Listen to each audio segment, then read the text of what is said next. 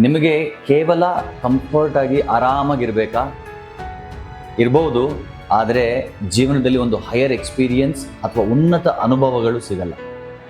ನಿಮಗೆ ಉನ್ನತ ಅನುಭವಗಳು, ಹೈಯರ್ ಎಕ್ಸ್ಪೀರಿಯನ್ಸ್ ಸಿಗಬೇಕಾ? ನಿಮ್ಮ ಜೀವನದಲ್ಲಿ ಕಂಫರ್ಟಬಲ್ ಆಗಿರೋಕ್ಕಾಗೋದಿಲ್ಲ. ನಾವು ಯಾವಾಗಲೂ ಕಂಫರ್ಟ್ ಝೋನಲ್ಲೇ ಇದ್ಕೊಂಡು ಆರಾಮಾಗಿದ್ಕೊಂಡು ಜೀವನದಲ್ಲಿ ಏನೂ ಸಾಧನೆ ಮಾಡೋಕ್ಕಾಗಲ್ಲ, ಏನೂ ಪಡೆಯೋಕ್ಕಾಗಲ್ಲ, ಏನೂ ಗಳಿಸೋಕ್ಕಾಗೋದಿಲ್ಲ.